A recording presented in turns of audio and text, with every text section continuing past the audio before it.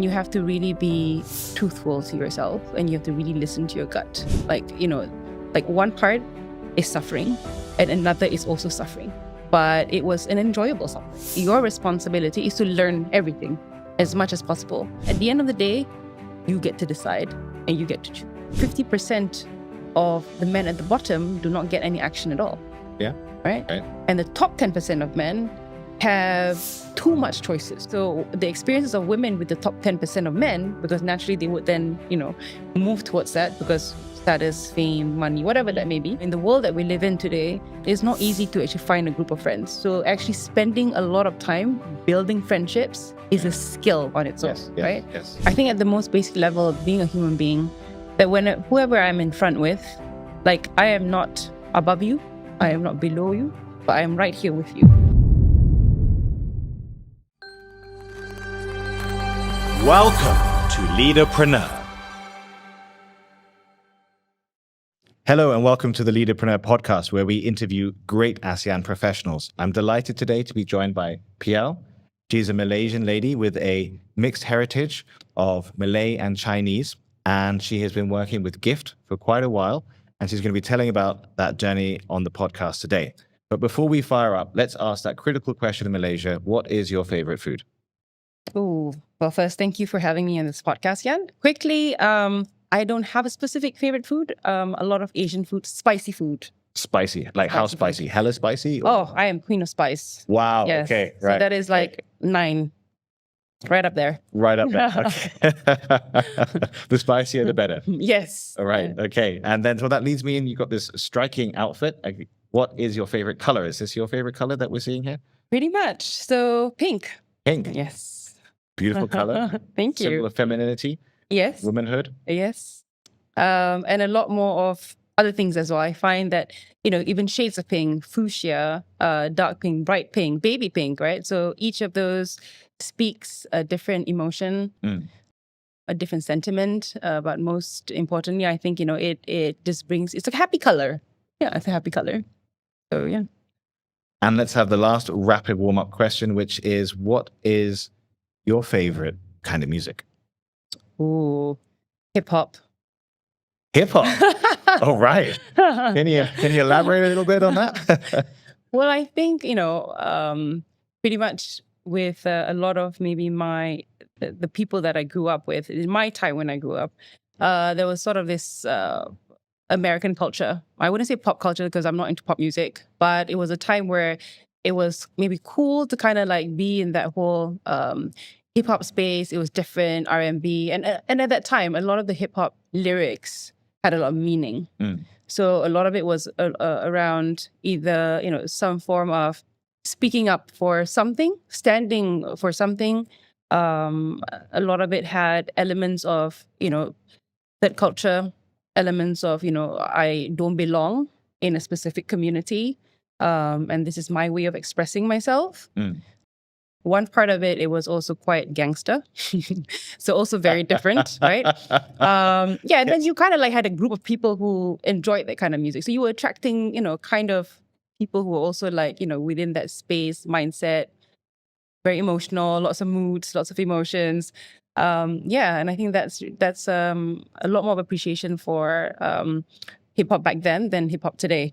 Right. And just music in general today. Right. Yeah. Right. So we kind of a Chinese Malay lady who loves pink, but is pretty gangster, but has real passion for building a better world. Yes. And development. I know you have an inspiring quote that you'd like to share with us. Oh, yes. So this is actually a quote by the current Colombian president. And his quote is, "A developed country is not a place where the poor have cars, but one where the rich actually uses public transportation." And I absolutely love this quote because I feel that there's so many different elements there that I can unpack, right? So a lot of times progress and prosperity is defined by the material things that you have. Yes. Right? And the more premium it is, so, private jets, private planes and whatnot, it's almost like a symbol of status and wealth. Yes.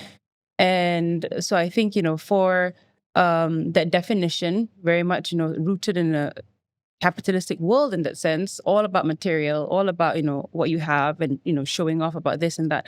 I really do feel that, in today's world, in a hot, crowded, and resource-constrained world of 8.8 billion people moving up to, being a 10 billion people population, in fact, that, if every one person here aspires to have that American dream and, we all want to have our private jets, it's a game over for the planet. You probably need, 3, 4, 5, 10x planets to be able to satisfy the desires of all. So that's one part of the quote. And the other part of the quote is really about just thinking about how do people then identify themselves with status and symbol, right? Yes. So if I am able to then, if I was, one of the wealthiest persons on earth, and I am willing to, and I want to take the public transport every day, that says something about the public transport, right? That means the security, the safety, the cleanliness, the ways of how I can get to the public transport, right? So you're looking at mobility, you're looking at, the society itself, right? When you're talking about safety and security, it's not just about the public transport infrastructure itself, but the people that I am, being in the train with, for example. So a lot of times, I think, especially here, there's sort of like that division between the have and the have-nots. And you see that a lot more also, like in Malaysia growing up here. I find that power distance is a huge thing here. Yeah. And that has actually affected a lot of, mindsets of the people. So, and how does that manifest in terms of when we look into leadership? And I think these are the things which are on my mind, because of the power distance, embedded within the culture of our society, people don't speak up. People tend to conform. People tend to suppress their opinions. Self-expression is lacking. And I think, if the leaders from the top can change this culture, that can definitely be, a defining moment actually from Malaysia. So going back to the quote, we know how public transport is here, and a lot of that symbol and status is still, within what kind of car I own, what kind of brand. And, so all these things at the moment, as we are seeing with regards to the externalities of it, right? Congestion, time wasted, anger and frustration just being caught in traffic and things like that. So I think for a progressive and society and a developed society, we should really be able to rethink and reimagine, what does progress and prosperity really mean for our people and for society. So that's why I really love that quote, because, there's a lot in there.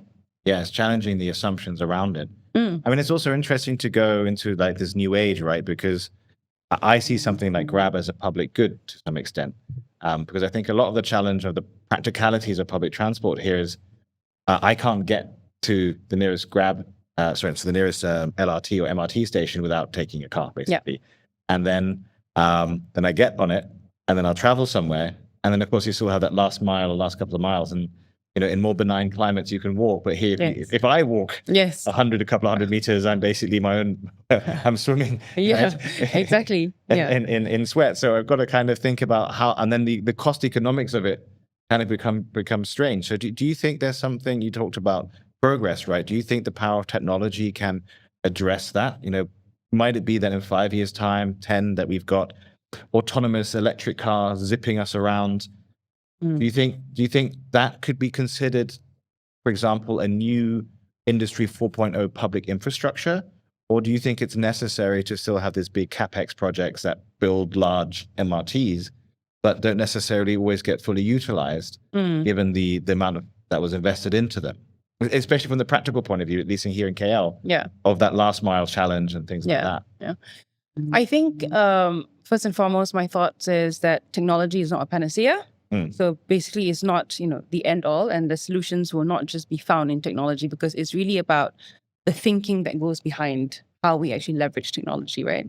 So to the point, if we're here about, if the question that we are trying to solve here is with regards to the mobility challenge, which is how do I get from point A to point B? Yes. Then I wouldn't go straight into the technology and say, that we have to build more LRTs and we have to build more infrastructure and all of that. It's just the basics in terms of, okay, this has all to do with urban planning, and how do we then organize ourselves in terms of the proximity, the types of neighborhoods that we're building, proximity to things which are like basic needs, right? So your hospitals, your schools, your work, and all of that. So being able to really, I think, have a good group of competent policymakers, a good group of architects, a good group of urban planners, a good group of people who are able to run focus group discussions to first find out, right? Right. How do we then solve that problem? So I think you can definitely leverage technology in every part of whatever that I'm saying here, and then using that to basically plan for something that is not short term, but actually in the long term, right? So that's much better. But because everything is quick money, everybody's trying to kind of like make a quick buck, and all the other interests and agenda that sometimes sort of like cuts the good intentions of people, or maybe blinded also by that. But also, there's a lot of incompetent people sitting at the top who don't understand any of this, right? But making decisions. So to the point of, whether I think is the answer in technology, is the answer in building more big, large infrastructure projects, I think, people should come together and really think about, what do we define as mobility. So one of the things that we're currently doing at GIFT, for example, is running our upcoming public program, is to position Malaysia, and imagine KL being the world's first botanical city, right? And let's do it. Yes. Yeah. Fantastic idea. I totally agree. Yeah. As we are looking across, the other ASEAN cities, Jakarta is rebranding itself to be a global city. Singapore's already getting the whole garden city going, and props to them. Lots of achievements. When you go there, you can see how the city is changing and all that, right? But we've got so much more to offer because we have land. And we have, the resources, and we also have a lot of smart people actually around, right? And so, having a botanical city does not mean like, bring the forest back into the city, right? So what is a practical and pragmatic, and what are the scope, or what would the scope be of a botanical city? So one of it is actually mobility, right? So thinking about tree covers, right? So pedestrian walking, how can we promote? Sorry, did you say tree covers? Yes, tree covers. What is that? What is that? So for example, like if I am walking, one of the things that you said, right? Being a Mat Saleh in this country, would like 2 minutes drenched. Yes. Right? Yeah. And best case scenario. Sometimes it's under 60 seconds. Exactly.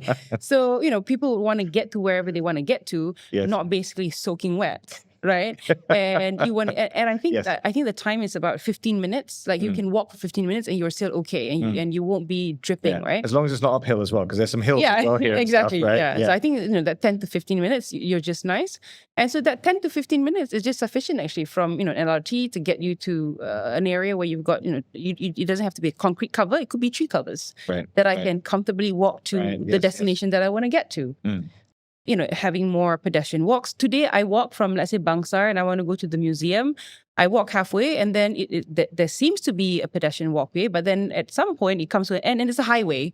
And then you're like, why did you build this pathway or walkway in the first place? Because the ending is a highway.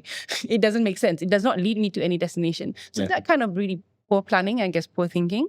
Or maybe it's an afterthought, something like that, right? And so, part of a botanical city is that mobility bit, right? How we rethinking, imagining jobs as well, in terms of like, what kind of jobs will be created when we have a botanical city. So there's a lot of maintenance work, for example, right? Yes. And there's a lot of, work with nature as well. And it's not just about having biodiversity corridors, for example. I mean, more of that is also great, as we've seen, the issue with the baby elephant that got killed, and the mom was just, standing beside it. I mean, that really, really affected me for days, right? Just thinking about, a mother's loss. And so, it's a same extended to every living being in this world. And so, how can we get people to really be able to, have big visions, right? And then not sort of like, let's just put a plaster on a symptom and kind of fix that without really having sort of like, what is that big picture? What is that big vision first? And then working backwards. So I think the long way, I don't know whether I answered your question, but, technology is probably secondary, and it's probably a tool to enable, right? But the thinking has to happen first. And the thinking, I guess, is set in the policy space, enabled through leadership, right? These kind of factors. But also the aspiration of the people, right? So if I'm a Malaysian and I am a Grab worker, a Grab driver, or I work at a restaurant, or I work in this podcast studio, for example, right? What is my big vision for this country that I call home? This country that I love so much for my children to grow up and live in, right? Yes. So, and that would be not just the next year, 5 years, or my lifespan. It would then, transcend my lifespan, and we're looking at the next 50, 100 years. Yes. So what role am I playing to shape that, right? So I think that's also the other call around the Malaysia Stay and Build, which is to get people who are passive citizens to become active citizens, because our voices matter. So I want to sound a little bit more about the personal journey that you've been on. Sure. And what has led you to be the passionate woman you are today. What would you say sort of was a key awakening moment in your childhood, early teens, early young adulthood that sort of really sparked some fire that stands out as a critical memory or experience to you? Yeah. So I think there's a lot to sort of like unpack there. As you said earlier in the introduction, I come off the Malay and Chinese heritage, right? So I've also been very fortunate to be able to experience, the culture norms of, what it means to be living in these, two different races, and also being born a Muslim, being able to be really critical about the things that I've been taught, things that have been imposed, things that I've been advised to, for example. So, growing up, my late father, as much as he did to try to be the best father, and he is the best father to me, had 4 wives, right? And I think that really shaped sort of like my childhood in terms of how the questions around why is it that Muslim men are allowed to marry 4 wives? Yes. Right. And so it seemed like, okay, where is the fairness in that? Where is the justice in that? And you kind of see a lot of suffering that happens for these women who have been, in a environment where they have to be part of polygamy. But in my father's case, it's a bit different. He didn't have 4 wives altogether. He married, and then he divorced, and then he married the second, and then he divorced, and then so on and so forth. So he had one wife at any one point, right? So I think that sort of like, shaped my thinking around men and women, also in terms of just like, the biological thing that makes us. And therefore, in terms of what are the different strengths between men and women, which I'll talk about a bit later. And then eventually, in my my late father passed when I was 20 years old. Yes. And that was sort of like, the peak of I don't know, sort of like moving from, your teenage years into young adulthood. And, at that time, my late father was a politician, and also a very successful entrepreneur. So life was very good, right? Life was very good.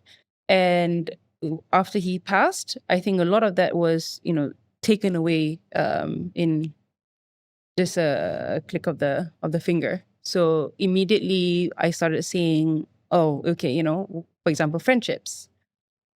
Previously, when life was good, many friends. And then, one day woke up, and then you kind of see, oh, where were these people who used to hang out with me, and where are they now after my dad's passing, for example? And then you kind of see how the family dynamics of, when dad was around and when dad wasn't around. I'm also very fortunate to have had a good relationship with my siblings who come from a different mother. A lot of respect for them, a lot of respect for, their mother for what she's gone through, and also for my mother for what she's gone through. Not easy. And so that sort of like brings me to also that part around the journey of being a woman, right? Well, that's, a controversial thing these days. The Yes. UK High Court had to have the highest Supreme Court of the land rule on what a woman is, which they went for the biological definition. And I just find that such an interesting sign of the times that we are caught in these conversations. Right. And yet you come to see yourself as a woman. Such a spicy topic these days. What does womanhood mean to you and the feminine? I probably wouldn't box myself up in the typical, I don't know, labeling, or are you a feminist? Are you, this and that? I think for a very long time, I advocated for a lot of women's rights because I was part of the end of the stick, basically, right? Because then after my dad's passing, I went through my own divorce journey, and that wasn't easy, and got caught into the Sharia system for about 8 years. Took me 8 years to get my divorce, just because he didn't want to give me the divorce, and so that was painful and difficult. So I was a single mom for that 8 years, and but within that journey, I met with many other amazing, powerful, resilient women along the way. But many were very frustrated, and also, for many women, they did not have that power, that financial resources, and levels of agency, I guess, to want to be able to speak up for themselves and fight, right? And that just made me, build this whole spirit of like, I am so anti-bullying. I just cannot take seeing anyone, female or male, getting bullied, right? And so that's sort of Because like we're seeing so much suffering. so much suffering, yeah. So much Yes, pain. And exactly. Yeah. And one is culturally, right? Culturally, socially, the expectation of like, I've had comments, for example, like, maybe you're the problem. That's why, the divorce happened. I've had lawyers who told me like, oh, your divorce is only like 6 years plus. Like, on average, people take about 8 to 10 years. So you should be very grateful that, you're not there yet. So just sort of like that condescending remarks, right? Fuels me up. It really fires me up. And I think, why? Come on, let's dig into it. Sure. Why does it fire up? Yeah, because, why should I be grateful that it's not, that I'm not at the statistic average number that, my divorce should be 8 to 10 years. And I'm now on my 6th year, for example, right? Who are you to say that? Right. And, I went through about 8 lawyers. And every time I fired a lawyer, then the next lawyer would say, oh, this is not going to look good on you, bad track record, the judge is going to, have biases against you and all of that, right? So a lot of things trying to kind of like play these fear tactics. Then I'm like, well, if the lawyers were incompetent, what do you want me to do? You want me to put up with it and just take their shit? So it's really more about, why can't I choose for myself? Because at the end of the day, it's my life, right? And if I find that you are not representing me in the right way, then I fire you. Right. So an empowered individual who is acknowledging that she is now in her full adulthood and making her own choices and refusing to just toe the line in the status quo, but is standing up for herself and what she believes is just in the world. I get a strong sense of justice in your story, in your story here. So then you moved through that, and then what kind of took you to GIFT, and how's that? Can tell us a bit about what GIFT is and why that inspired you to join them? Very interesting. I think, so while all of that was ongoing, so previously I was a scholar at the Central Bank of Malaysia, very thankful for the opportunity, and then came back, served my bond. But I think at some point I felt that I had a lot more to offer. And at that time I was also at the height of the divorce case.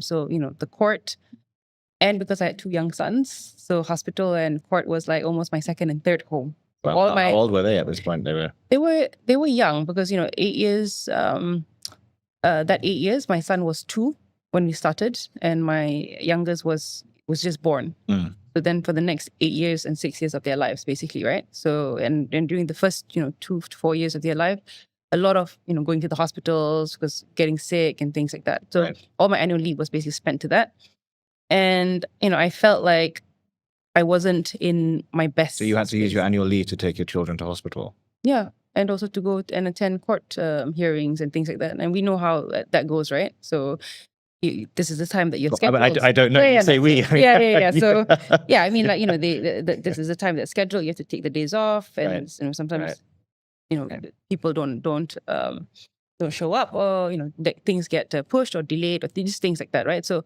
at that time, it felt very frustrating for me.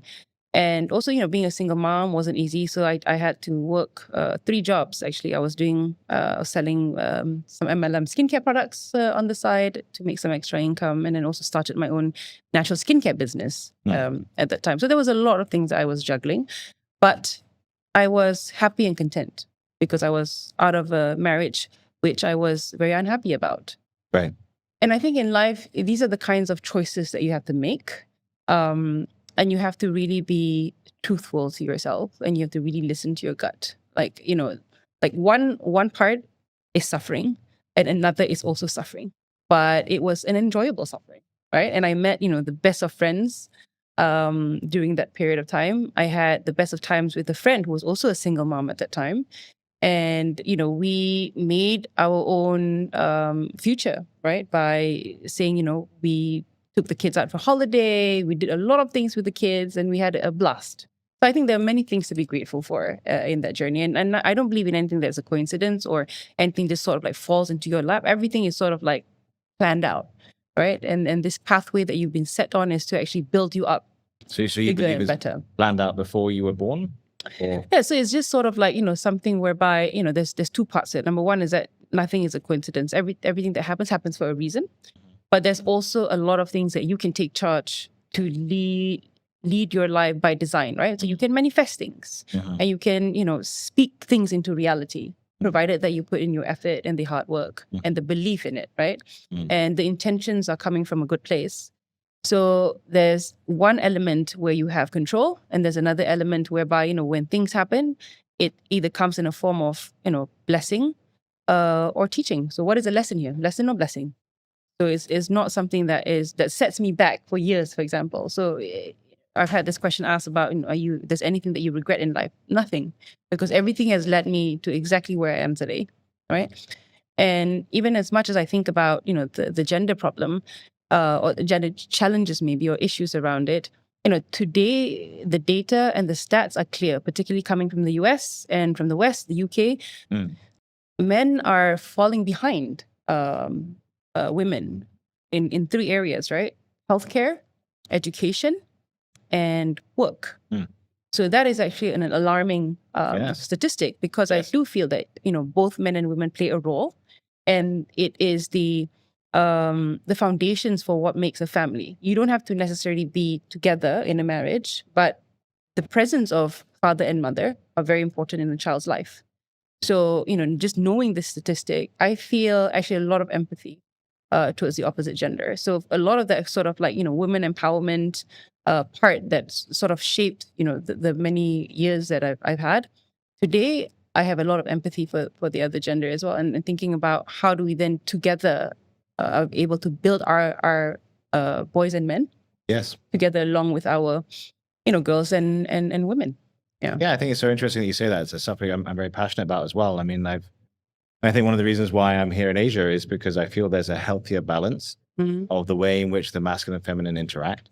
I think that what happened to the West is in the pursuit of the isms, the modernisms, the feminism, and the environmentalism. There's been the potent power of social media. There has been it's just all gone a bit too far, and there isn't a break, and so it's just getting out of control. And I think that's really the root of in sort of Confucian sort of Chinese thinking. There's this idea from a sage called Shun Tzu, where he talks about this idea that man is naturally born evil. Why? Because on his own, he or her own, they will naturally crave more power, more sex, more money, more everything, right? And we come into consciousness, and the practice of ethics is to be able to say this is enough. And that's the foundation of all civilization, by being ethical with one another. And so he points to evil being the endless desire for more. So what I see in the modernisms and the isms is this: you have to feed the ideological machine. So there has to be more. Exactly. And each next moreness is justified on the narrative of the ideology.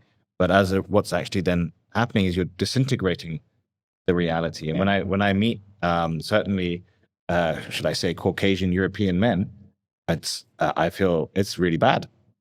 It's really bad. It's not a joke anymore. It's really bad. And in what ways?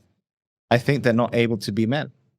They're trapped in boyhood, and if they dare speak up, they will be told that they're a toxic male who is a privileged white male, is using his privileges that he didn't earn.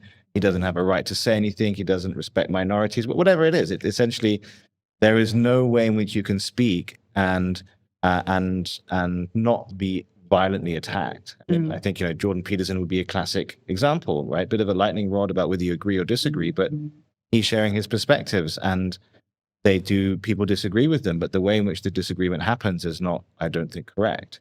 What I appreciate a lot in Asia is that there is a healthy balance of 1 foot in tradition, 1 foot in modernism, in future, Whereas I feel what we've done in the West is we've just jumped all in on this so-called modernism. But the challenge with modernism is that, unfortunately, at the end of the day, it doesn't have anything to say. Modernism exists in the juxtaposition of rejecting tradition, which you have to do to break free. And I think there's a lot of merit in that. But if you completely break free, you end up completely lost. You have nothing. And I think that's what's happening today, is that emptiness and that lostness. And I think there's also a second element, which is that the world, I think the role of the masculine, not men, but the masculine energy. You can be a woman with masculine energy, right? But the role of the masculine is to build the world. The role of the feminine is to make it worth living in. And it is this harmony that creates the beauty and the truth of reality that enables us to push through adversity and create. And when that becomes in balance, then you lose the fabric of cosmos itself. It just collapses into chaos. Everything just starts to fall apart.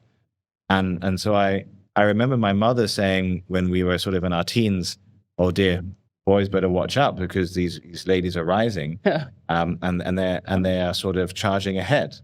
But you know, there's a lot of lonely single women out there who may be very modern and empowered, but are they truly happy? And don't know how spicy the comments will get on that. It's just a fact of life. That it's a statistical reality. And is that really what you wanted? Is that actually your choice as your life, or were you just drinking the Kool-Aid of modernism and feminism without that groundedness? And one of the things I really appreciate is that at least here there is a conscientious conversation about honoring the past and its traditions whilst figuring out the future. And so there's this sort of sense of being trapped between two worlds. But at least I think there's a healthiness in that, because the break allows for you don't get too lost in the noise of the madness of rushing into being ultra empowered, because also part of being ultra empowered is that you might also be ultra destructive. Right? True. And I think that's why we end up in these conversations of like, you know, what is a woman, right? Which, and then what is a man, and what roles do they play? So how do you kind of, you know, how have you raised your boys around this conversation? I think a lot to unpack also from what you've just said, right? So, you know, in today's, I guess, you know, modern world, I don't know whether or not the conversation around men and women debate is something that is productive. But I do feel that living in a society in Asia, right, and in here, there are still elements of patriarchy, feudalism, compared to the West, which has, you know, on freedom of rights and liberty and all this, managed to break away from that a lot more successfully, right? And then, but, you know, because of that freedom, you know, people take it to the ends of the another extreme. Whereas here, there's still a long fight to a certain extent, right? And it's not something that I would brush off and say, okay, let's just, you know, not talk about women empowerment. Let's just talk about, you know, because, you know, both genders are suffering. But there is an element that there has to be advocacy for, you know, women in leadership roles, women in politics, women in science, women in education. But there also now has to be advocacy of men in education. Men as psychotherapists, for example, right? So we're seeing, for example, in the nurture and care space, more and more men are dropping out. So therefore, if you look at the younger boys, and I'm looking for a role model at school, and I don't see many male teachers, even PE teachers, or just, you know, a subject teacher, etc. So who are my role models? And, you know, I worry if their only role models are the Islamic teachers. And not male teachers who are excelling in other parts, right? Who can have these sorts of conversation with them. And, you know, so going back to the point of how I'm raising my boys today is really more about giving them the exposure and always getting them to question things, right? So even to the extent of the religion, right? So half of our family are Muslims, right? My ex-husband is also British Arab, and, you know, from Sudan, half Egyptian, etc. So, you know, very strong Muslim Arab roots there. And then, you know, my Malay side, all Muslims, and then my Chinese side, who, you know, ranges from Buddhists, Christians, even atheists, maybe. And so you've got sort of like that exposure, right, to different cultures, different nationalities. The boys are growing up in this rich environment. Diverse perspective. Lifestyles, I guess. Exactly. And so, you know, my husband is Dutch. So you kind of like got a lot of mix. So it's kind of, But for not everybody will have that kind of like environment to be able to have that exposure, right? So if, for example, I am in a homogenous type of family, right, where all my family members are Malay, and I live in sort of like this bubble or this environment, how do I then expose myself? Is a question that I ask. If I wasn't born into this, then, and if I'm born into, just a homogenous family, Yes. where everybody's of the same race, of the same religion, would I be thinking the way that I'm thinking today? Definitely not, I think, right? And so then the question is, if that's the case, how do you then help people to get exposure? So with my boys, Well, I mean, controversial question, but Yes. should you? Is it better to go get from the homogeneous exposure. to heterogeneous? I think it's good to understand, the differences outside of your homogeneity, because it represents the rest of the world, right? So Right. you won't just have one. There will be, diversity in a lot of things that we do, things that we speak about, things that we feel, think, believe. Yeah. All of that is part of non-homogeneity. Because that's kind of like I personally would agree with you, right? But I Yeah. think that's a value statement of saying it is better to be able to handle difference versus being able to say, no, I'm just in my bubble and I'm going to stay in my bubble. And I think maybe what I'm understanding what you're saying is that you're advocating for that because that will help you participate in society more effectively. Yes. And that Move society away requires from your that. bubble. Absolutely. Yes, you must. Yes. Right. And so what I'm saying is that my boys have that privilege to be exposed just by virtue of, the mixed marriages and coming from Is it a different families. privilege? I mean, it's such a heavy word, privilege. Well, I feel that they're privileged because Right. then they have that exposure without, Right. I know some friends who spend a lot of money sending their kids to this summer camp and going to the UK and going to China and doing all this just to get that level of exposure. Yes. Right? So I think by virtue of having that mixed marriage does expose them because, Yes. one family practices this way, another family practices that way. And so it Yes. exposes them. But at the end of the day, I say, look, your responsibility is to learn everything as much as possible. And at the end of the day, you get to decide and you get to choose. Doesn't that create a challenge though I think for many people, sort of an identity as you're going through that, the sense-making system can get overwhelmed. I have this crazy idea that we're going to return to like a digital feudalism. Because I think what I'm seeing in the West is we're just lost. And actually we'd rather, if I just kind of have but the difference is you get to choose. Whereas in the past, you kind of didn't get to choose. Today, you might want to be like, I'll take a little less freedom and a little more stability and structure. And even though that might fix me in more, at least I can make sense of it and I can navigate through it. Yeah. Because I think people were just losing our minds. Yeah. I think we're literally just losing our minds. Yeah. So that term digital feudalism, I think it was also coined by this ex-Greek minister, Yannis, who talked about techno-feudalism. Right. So absolutely that, right? So the serfs and the landlords is now Amazon and all of that. So, very interesting also in terms of the dynamics.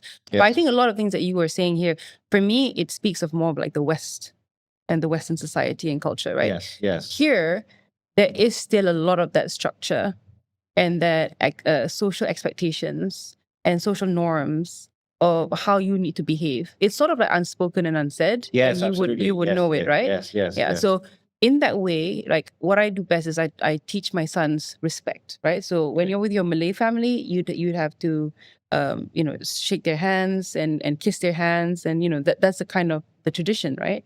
What we call a salam cium tangan, for example. But when you're with the Chinese family, you don't do that. So then it's for them to then, observe, experience, and say, okay, different family have different styles and different preferences and different cultural norms. Right. So, and I think that makes it, and I think in Malaysia, we're actually very lucky because, we have the Malay, Chinese, and Indian. So if you were to bring a Malaysian to go into India, they won't be culture shocked because, they see all the yes. Yeah. If you bring a Chinese Malaysian to India, they won't be culture shocked because they eat with their hands here when they eat banana leaf. And if you were to bring an Indian from Malaysia to China, they also will not be culture shocked because they eat chopsticks with their Chinese friends, right? Yes. So in that way, I feel that Malaysians should really leverage, the diversity that we have here, the multiculturalism, multiracial, multi-religion, and all that. So by that virtue, it's really now about, how can we help even those within, one homogenous community to be able to have more room and space for self-expression, because that's what's going to help you with building your identity. I see many Muslims who actually suffer from an identity crisis because, actually who I really am is this, but because, the religion and the ways of how it's being practiced maybe in this country and within my community and within my family members is this, that I have to then now follow that. And what that creates is sometimes frustration and, to the end of the stick is resentment. Yeah. And once you feel resentful, that's a bad state for you to want to be in because I think there's a lot of people in that situation. Yeah, in a very long time. Yeah. And what that happens is that it will manifest in you basically now feeling jealousy towards others, or just, why is it that you can express yourself so much and which I feel very suppressed and I'm completely handcuffed and I don't have that opportunity to be able to do that. So then I turn into this holier than thou person and I try to make you feel bad about your freedom maybe, right? Or about the ways of how you think differently than me. You should be able to think like me and this is how it should be. So all of that holier than thou messaging, right? So I think, within that, there's a lot of identity crisis. And people are unhappy, but they don't know how to be able to express it. Yeah. But having said that, there are many, many of those who are very happy and they've embraced, whatever boundaries and rules that's being set and things. And that's good, that's great. But as long as, you are in sync with who you are mentally, spiritually, soul, and everything that you do is in sync, then that's fine.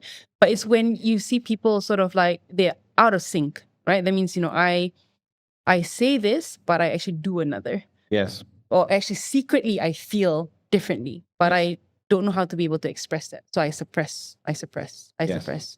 And that can come out in many different versions of expressions. And very dangerous emotion, resentment. Yeah, absolutely. Extremely toxic. Yeah. It's what kills relationships. It's what kills marriages, right? Yeah, and I think what I want to bring into this podcast is around actually sexual harassment. So earlier you asked me, what were some of those defining moments in my life that has shaped my journey? And today I can speak about it freely, openly, and with no feeling of resentment towards the harasser and also towards family members. Right. So this happened to me when I was at the age of 13, so early teens. And, it is on my family's, on my Malay side of the family, right? And so when that happened, the first thing I did was tell an auntie because my parents were divorced, right? Told my cousins and all that, but my cousins were all young, so nobody knew what to do with that information. So told my auntie, and multiple times, I think over a period of days, and the way how my auntie responded, I couldn't quite put it together because I felt that she was actually trying to allude to that, oh, maybe it was just a dream. Maybe you were hallucinating. Right. Maybe that's not the truth. Like, are you really absolutely sure? Right. And to a point where I was finally like, yes, I am absolutely sure. Yeah. And then eventually she said, oh, but if you were to pursue this, then that would cost the other auntie's marriage because it's her husband. Right.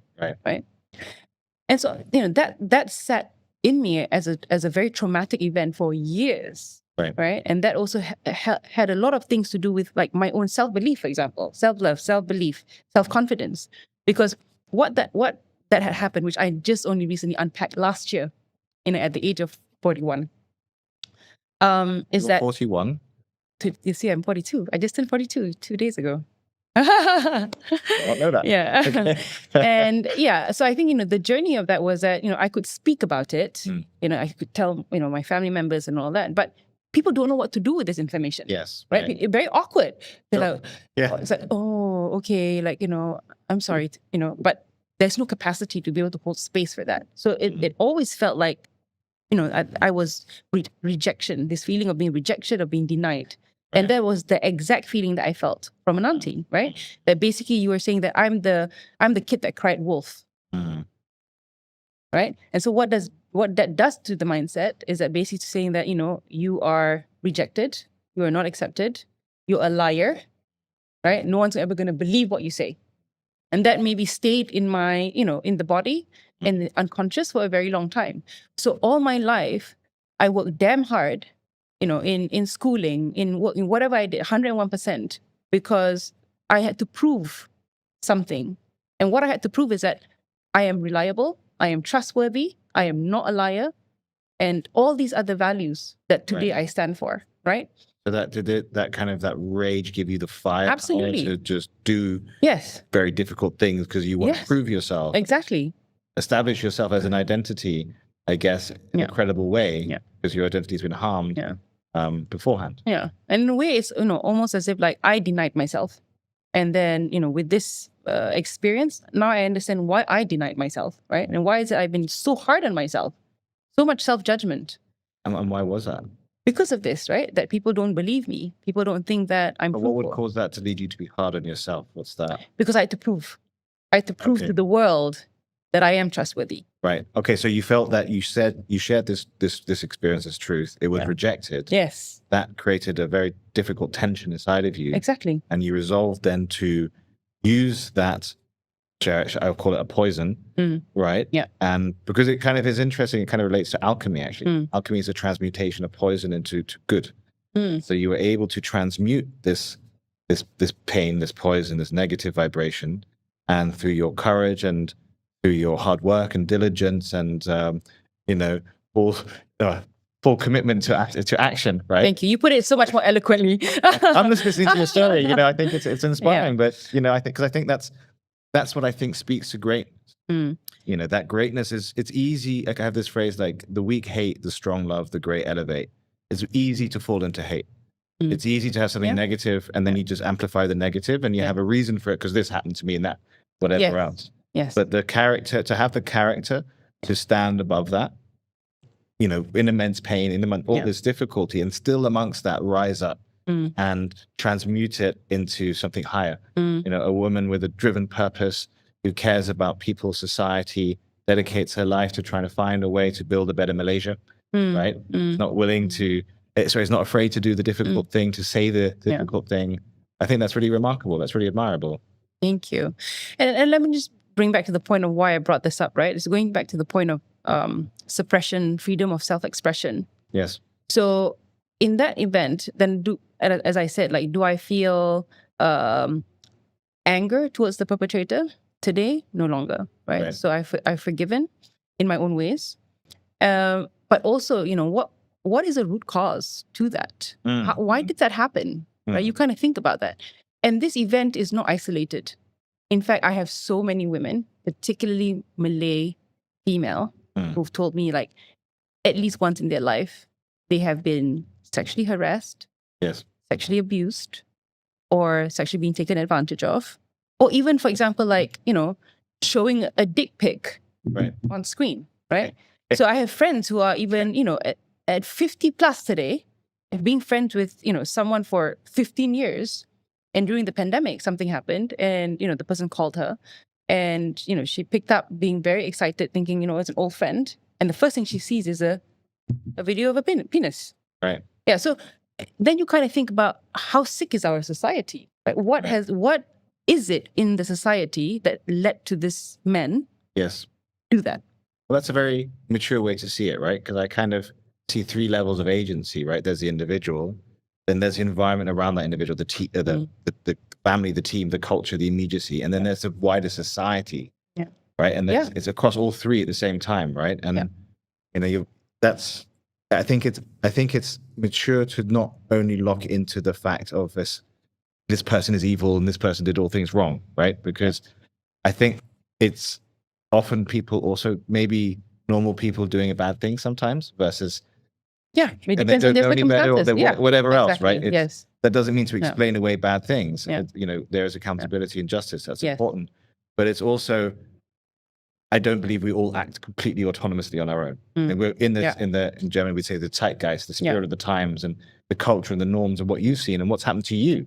I think one of the great unspoken things is about the abuse that happens to young men and little boys. We experienced that in the West through the horrific disclosures of the Catholic Church. Right. I mean, there was one study in France that basically found like, an average priest would abuse something like nearly 100 boys in his lifetime. I mean, that's like 3 or 4 boys a year.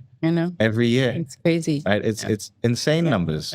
And So that's one part, right? Where you have, the society and its social norms and culture and all these boundaries that suppresses and all. So it manifests itself in that one form. But there's also that assault of modernity, right? The assault of modernity. Right. Yeah. Right? Okay.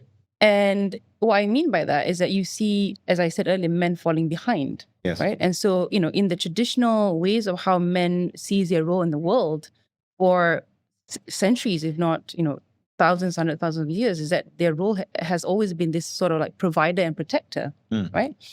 They're the ones who, go out and work and bring food for the family. They're the leaders of the prayers. They go out to war, all of that. So today, as, the world progresses and modernizes, the role of men, and especially, in a world where you have women who are much more economically independent and financially independent and saying, I don't need to put up with this shit. So I'm fine by myself, right? And so you have more and more men sort of like, there's no new narrative for the men, basically. Yeah, right? There's and you take from away that the traditional. scaffolding Yeah, tradition, exactly. Yeah. Right? So they're suddenly lost. Yes. They're like, oh, what do I do? Exactly. How do I yeah. behave? What is my role, right? If I'm not the provider and yes. protector anymore, right? Then what is my new role? What is that new narrative? Yes. And I think also because of that, and because women are also very picky and pickier, and things that we see in social media and all that, there was a statistic that said that 50% of the men at the bottom do not get any action at all. Yeah. Right? Right. And the top 10% of men have too many choices. And right, so the experiences of women with the top 10% of men, because naturally they would then, move towards that because status, fame, money, whatever that may be. And that sort of becomes this blanket of like men are shit and this and that, this and that. Yeah, but actually, sure. yeah. So, so the bottom 50% of men who are not getting action, right? Because they just can't. There's just nobody who's interested in them, and there's just it's systemic in the ways of how they are suffering, right? Yes. So you kind of see then that sexual harassment, that outlet of how they are expressing themselves in terms of like being sexually deprived or whatever that may be. Right. It's also part of that. So there's many layers to it. So it's not just explained in one linear way. Absolutely. Right? So I think it's important to, in anything that we try to shape, stories and narratives and all that, to be able to understand it from multiple angles. Yes. And multiple perspectives, right? Yes. And also that's what we kind of do here, is trying to bring more of that Asian worldview into it, right? The Asian culture, ways of doing things, and how are we able to kind of like get the best of both worlds? So what's worked in the West? Yes. How can we bring that best? So instead of saying, oh, this ism, that ism, I'm going to follow this and that, it's what works and what makes sense for that country. I think we have to move a lot beyond the isms. Yeah. I think there's a huge opportunity for. And I think you sent me this article, right, where there's an opportunity for Asia to think in a new way about sustainability, for example, right? And to think in a new way about identity. Yeah. I think there was this somewhat sort of arrogant attitude that it was sort of like, oh, the East needs to catch up to the West somehow, and then, right? Whereas I think it's a different path here, and lessons will be learned, but there's an opportunity to forge a new kind of way forward. Absolutely. That doesn't require throwing everything out, so to say. And so that will revolve around the conversation of identity, won't it? Because it's in part of, I think, that conversation of what I've had to learn. There's Yan. There's Yan as a man. There's Yan as a brother, son, husband, right? All these different elements, but fuel into my identity, and it becomes more complex. And so that kind of, something I think, as I'd love to keep talking to you, but we will have to one day in the podcast. But let's look a little bit to the future here, because I think that's something that's emerged to me as a theme through our fantastic conversation, is sort of navigating this complex identity in a crazy world, and not just defaulting to simplistic stereotypes and ideologies, but how do you really make yourself as an individual, and how do you find a healthy, I want to say balance, in the sense that there's a sense of a right. There's always going to be conflict. There's always going to be trade-offs. But how do you think we can go forward into this 21st century and make ourselves with an identity in which we can be healthy individuals, we can be expressive as in our masculinity and femininity agenda, how we want to construct it. How do you see that? What would be your advice, having gone through the experiences, the hardships that you have? Yeah, I think that journey to self-discovery does take time, right? And the first thing I would say is, based on what you said, I have played the role of Yan and the role of a brother, of a boyfriend, etc., and all of that. But I think that the first place to start is that, because that adds on to like the layer of complexities, right? Whenever you have a new role, a new title, etc., which hat you're playing, strip the self of any of these roles.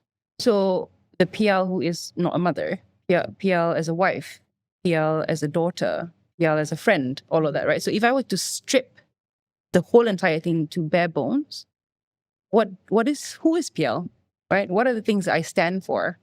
What are the values that drive me, regardless of, whatever religion, whatever customary traditions And that what do I you follow, find? right? I'm And assuming you're taking away all the layers. yes, right? taking to, all the layers, to the, right? to the core To the core. essence. Yeah. What do you find? So for me, underneath all of that, the first thing is kindness, care, advocating for others, empathy, love, right? So I think, and these are just the few of many. But I think But those are the ones that came up first. That's perhaps what's most important to you. Yeah, right? I think so. Absolutely right. So those are things that came up to mind. And that's what I identify with. So first and foremost, that. So if now I am having a conflict with my husband, or I'm having a conflict with a friend, right? So how do I go back to this and say, okay, if I were to follow these moral principles and values, etc., how would I be to that person as a friend, as a wife, as a daughter, right? So what is it? And so I think, a lot of people are also stuck with identity. So we're not just talking about religious identity, right? Or if I'm a Muslim, so therefore these are the rules and boundaries and all that. But if I am a CEO for this company, then, this is how a CEO should behave. This is how a CEO should think, lead, and act, and all of that, right? So then when depending on who your audience is or who the person that you're engaging with, and, then you can shift power balance because you put on this role. I'm a mother, I should know better, right? So Listen to your mother. Yeah, Yes. exactly. Immediately, right? Yeah. So I will play the power card. Often good But advice, to be honest. right. But if I want to be a friend to my son, I can't play the mother hat, Right. the mother role, Right. because then they will definitely not see me as that. Right. So how do I then strip that apart, and then say, how do I then be a friend based on, what those are, the values that I just said? Do you think it could be then, because what you're kind of helping me see is, the way I think to resolve complexity is through simplicity. Yes. And so what 100%. I'm hearing you say is that you're stripping away the shoulds. I should be this mother, this person, this, and actually coming to the core as you as an individual and saying, what makes me are my values. Yeah. My love, my care, my kindness. Exactly. And so I will express that as a mother. Sometimes to my son, sometimes he has to be firm to be kind. Yes. Right? But sometimes you can just be kind, friendly kind. Right. Yes. So it's, to be specific, I guess you're not being a friend, you're being friendly. Yeah. Right. And you're being friendly through the path of kindness and love and patience. Absolutely. Right. Yeah. And so, because this is actually a very fascinating idea. It's about us finding our core values. Yeah. For me, a long time ago, three that stood out to me were wisdom, integrity, passion, WIP, work in progress. And I found that they've helped me navigate. And so I think that as the world becomes more noisy and accelerated, coming to our core and standing as individuals in our values is the way in which we can move forward into this exciting, fast-moving world and still maintain our sanity. Absolutely. Yeah.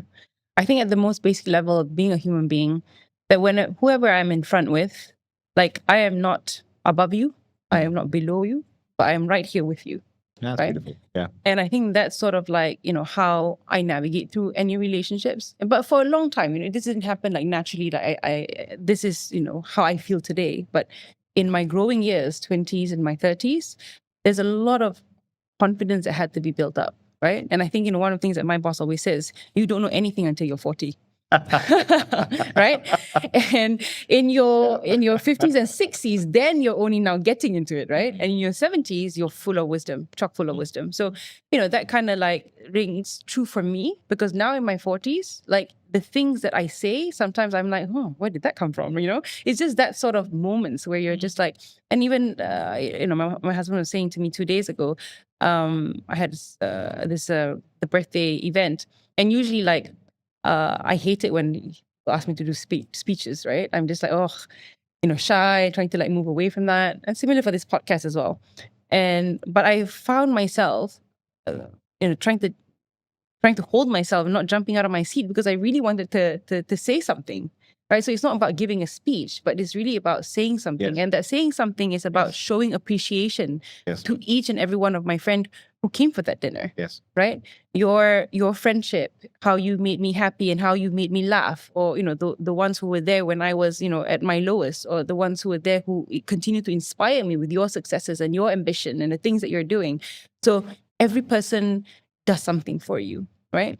And, in the world that we live in today, it's not easy to actually find a group of friends. So actually spending a lot of time building friendships is a skill on its own, right? Yes. So I actually came, thinking about, coming to this podcast, thinking about, because we're in the space of leadership development, then you have, of course, the list of traits and attributes and skill sets that people would need to learn and acquire as to be a leader, right? And this is maybe before AI. Then I think about, okay, now with AI, and it's never going to be a post-AI. So with AI, how has that changed now, right? Because there's a lot of, like, for example, knowledge building. I can just ask AI. There's so many things I can just ask AI, right? So everything that we do in the ways of how we deliver our programs and all that now has to absolutely change. So what are the things that matters the most? So I drilled it down to, I think, the top 3. And the first is actually really around that people need to be able to self-advocate, right? Because it's a very noisy world. You must bring yourself forth. Yes. So yes. Symbolized. Speaking out. Exactly, right? But how do you then find the courage to self-advocate? So you need to know who you are, what I stand for, what values do I take on, right? And then, because Asians typically self-advocate for others very easily. We're happy to self-advocate, to advocate others. But to self-advocate was one of the most difficult skill to have. Can you give us an example of that? I think. So, for example, we run a lot of programs with where you do it, where you self-advocate. Oh, so where I self-advocate? Yeah, just as small or big, whatever. Yeah. Just as a. So I guess, for example, like, in my thoughts. So in social media, for example, so I have a lot of thoughts and feelings about what's happening in Gaza and the war, and how capitalism has created a very unequal society and a lot of this. And usually, like, you hear and you see these maybe content, and you just reshare because that resharing is what that speaks my mind. I agree with it, so I reshare. But having a short opinion about what is it about that video that I like, those are just additional commentary that I have that originates from me. Yes. So that's the original thought. Yes. So moving on to then the second skill, which is people need to be able to form an opinion. Right. And I feel that people are so scared, fear of being humiliated, fear of being judged, fear of being perfect, that I'm not perfect and all of that, that it's actually is actually debilitating. Yeah. Right. Yeah. So going back to the point of, when I was at this women conference just a couple of weeks ago, majority of people were reading off their screens, right? From the moderators who was reading questions off their screens, from, the ones who are the speakers who are also reading off their scripts. And so then the thought is that, you see a panel, everyone's speaking at a different frequency. You can be BFM 89.9, somebody's speaking at Ria or whatever. So different frequency. That means I am not building on top of each other's content. Right. So and that is a skill. Not connecting and resonating. Not connecting, yeah. So for example, like, you said something and my mind's thinking about, do I agree with that? Do I disagree with that? Do I resonate with that? What are some of my personal experiences that I can draw upon to agree or disagree? So that's how the mind is working. But if I'm just reading off a script, I am completely missing out on that skill. So form an opinion. And secondly, communication is how do you then communicate that opinion and don't look at your screens and just build that human connection, right? So like right now, it feels very authentic for me, right? So I can, everyone is trying to create a persona, a facade, this corporate persona of who I am, whom I should be. Constructed identity. Exactly, right? So, but I don't want to control how I want. Absolutely. And I don't want to get to know that person. I have no interest at all. Yeah. Right? Yeah. Are they even real? Yeah, absolutely. Right? I don't want to know that person. I just go to AI Live. I want to talk to this corporate persona, right? Yeah. Be I don't know, an Elon Musk, and I'll talk to you, right? Or whatever it is, right? Yeah. But here I want to get to know who you are, right? Yes. And beyond, whatever it is that we built, this sort of like space of authority, the personal branding, whatever we call it. Well, who is that person behind, right? Can I connect with you? Can you connect with me, right? So I think that's the really core skills of living with AI. Okay, so we got advocating for yourself. Yes. And then form an opinion. form an opinion, and speak it. speak it. Yeah. Right? Yeah. Yeah. Well, Pial, it's been fantastic. Thank you so much for joining us on the podcast. It's been a real privilege to be with you, as you said, and to hear your wonderful thoughts. I'm inspired by your passion. I'm inspired by your bravery. And I'm also inspired by your womanhood and femininity. Thank I you. think that's such an important blessing to have in this world today. Thank you so much. On behalf of the audience, thank you for sharing your wisdom with us. Thank you. Really all the appreciate it. best. Thank Yes. you. So that's all we have for you, ladies and gentlemen. Please leave your comments below and share what Pial has inspired in you. We'd love to hear from you. And we look forward to welcoming you on the next podcast where we explore ASEAN's great professionals. Thank you for joining us and goodbye.